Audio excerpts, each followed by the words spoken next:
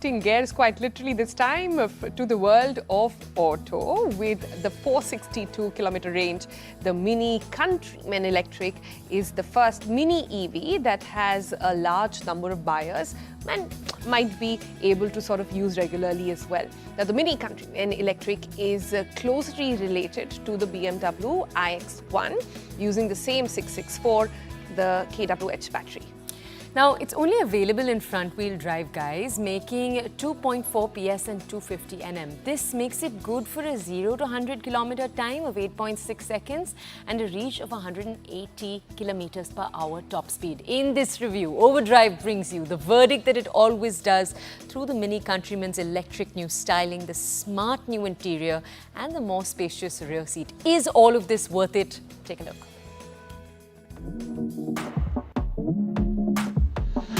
Now, if you always wanted an electric Mini, but that Mini Cooper SE was just too tiny, maybe not very practical, there's an answer for you now. The Mini Countryman in this new generation form has debuted as an all-electric model. So let's get right into it to see what it exactly is.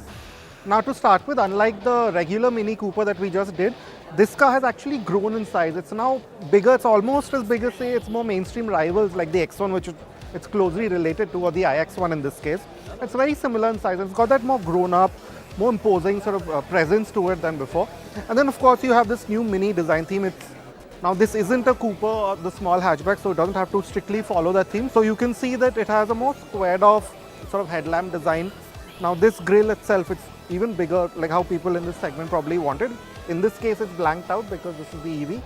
And that very sort of neat arrangement for that ADAS sensor, although the car does not actually get ADAS. And then you have some really nice contrasting shades, for example, this bronze finish here. And generally, it's got that nice imposing stance that I just mentioned. Now, one of the things that Mini talks about is that it's de-chromed the car, and you notice that most obviously with this C-pillar, or the C-profile, sorry. But I must say that it's also very different from any other SUVs. It's got a more blocky, sort of squared-off look, the whole car generally. But I must say that the profile, if you can see it, has a very striking look. You notice this with these black bands. I mean, it's very crowded, so I can't show you the full profile, but you notice this with this black band, the floating roof effect, which by itself has a sort of kink to it, a slight slope to it. And that really does, even though the car has grown, it gives it a compact, smart look, as you would want a Mini, of course. But there's one more aspect to it that's really quite different. One of the things that you don't see very often in any car, and which gives this Countryman a very differentiated look, is this sort of C-pillar element. It's very different, and you can supposedly choose different sort of textures and finishes for this, which is a good thing. So that's very different and gives this what would have otherwise been a very boring profile, this slightly smart edge. Now you also get some really nice smart big wheels. These are 19 inches, which sort of fill up the wheel well, pretty well. Now again, you notice that the rear is very different from what the Countryman used to be like. Yes, you still have those sort of vertical like tail lamps with that Union Jack sort of finish to it, same 8-bit sort of look to it. And like the other Mini, the Mini Cooper S, you can also choose those experiences in the dash, which give you different sort of light signatures on the outside. But you will notice that again, it's become a bit more minimalistic, but not at the cost of practicality. You get a powered tailgate, which is good. And yeah, this being an EV, you don't get a spare wheel, but you do have a decent amount of boot space, 550 liters. Now, when you step inside the Mini Countryman Electric, you will realize that it's the interiors that do an equally good job of sort of catching your eye as the exteriors did. Now, this is due to this completely new theme that Mini's come up with. Again, it's very similar to the hatch that we saw. It is quite minimalistic, quite reduced, but still has that sort of retro theme going on quite strongly. Now, you notice that with all the textile that's been used. Now, of course, you have a lot of textured finish over here, but this whole dash face is textured. There's textures even around the wireless charging pad, and even around this quite different sort of inverted center console.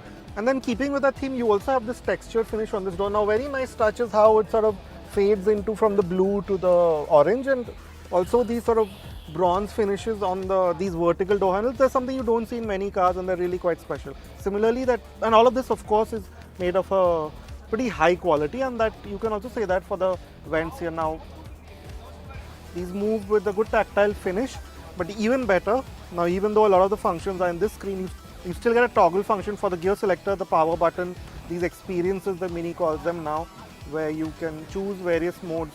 to sort of not just change the ambience but how the car feels. In that sense, it's really quite smart.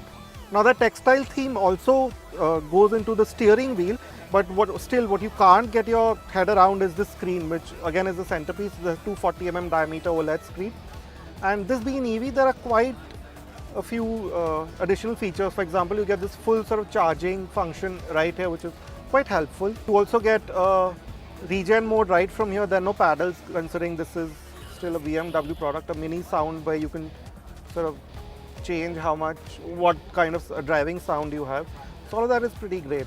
Now I'll quickly show you that other feature which these infotainments get, which is that speedometer. Now it's again very neatly done, very different from what you might find in any other EV, and it changes with each theme, as you can see. I can quickly go through each theme and it will become completely different. But again, my personal favorite is this timeless theme. And then just like that car there, I can show you that this too has that interior camera where I can choose to have fun with whoever I'm traveling with. So it's a fun, sort of really smart place to spend time in, but it's pretty well equipped too. So you have full power adjustment for this seat, a lot of lumbar support, a Harman Kardon audio system, a full panoramic sunroof, so a wireless charger, dual zone AC. So in that regard, you won't be feeling shortchanged at all.